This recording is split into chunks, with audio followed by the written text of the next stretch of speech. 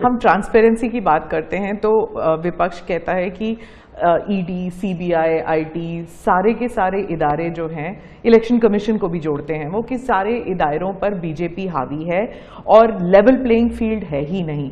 मतलब they already making the ground कि election जो है वो फेयर नहीं हो सकता। इसमें एक भी कानून मेरी सरकार ने नहीं बनाया, चाहे ईडी हो, सीबीआई हो, चाहे इलेक्शन कमीशन। ऊपर से हमने तो इलेक्शन कमीशन में सुधार किए हैं।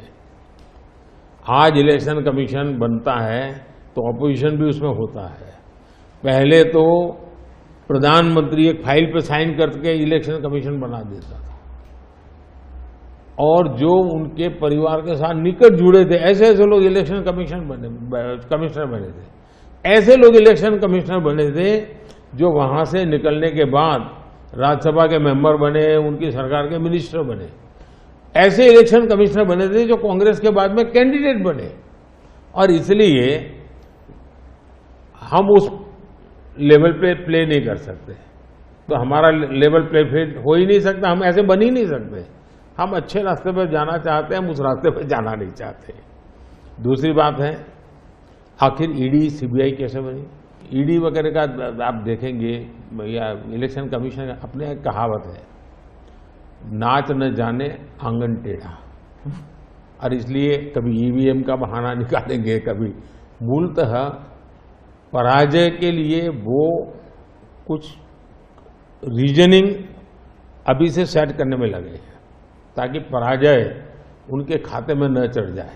एक सवाल आर्थिक इशू पर है कि जब इलॉन मस्क भारत आने वाले हैं और वो जब आपसे अमेरिका में मिले थे तो उन्होंने कहा था वो आपके प्रशंसक हैं, he is a fan of yours.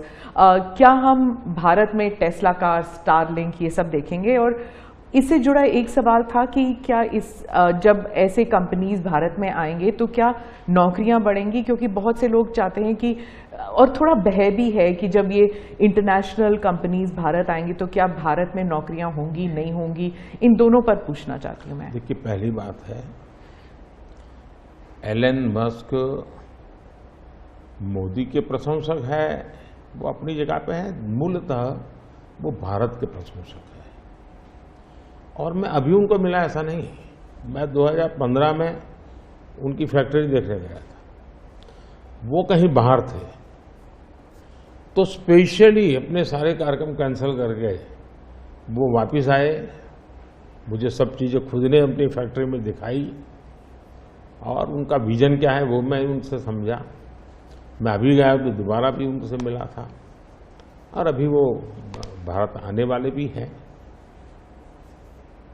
देखिए, भारत में पिछले 10 साल में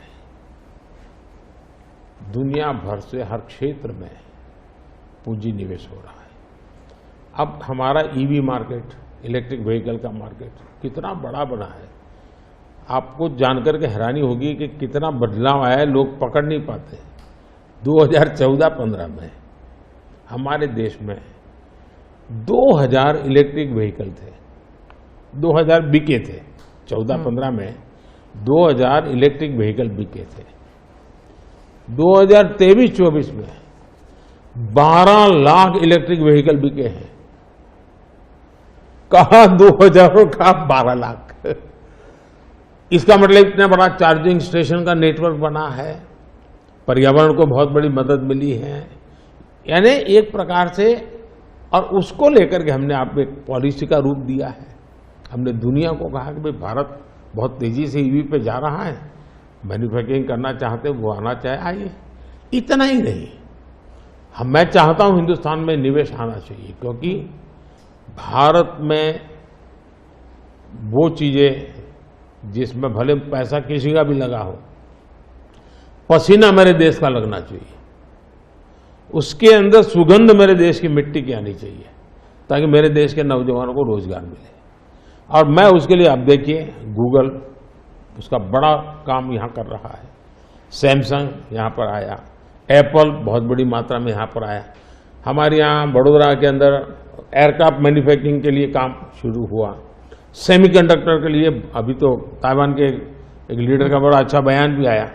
यानी हम हर क्षेत्र में चाहते हैं कि लोग टेक्नोलॉजी ट्रांसफर करें, हम चाहते हैं कि लोग पूंजी निवेश करें, हम चाहते हैं कि हमारे देश के नौजवानों को रोजगार मिले। जी। मैं ये अब मुझे मंजूर नहीं है कि मेरा देश के गेहूं बाहर जाए और ब्रेड में बाहर से लूं। मैं ऐसा नहीं चलाऊंगा।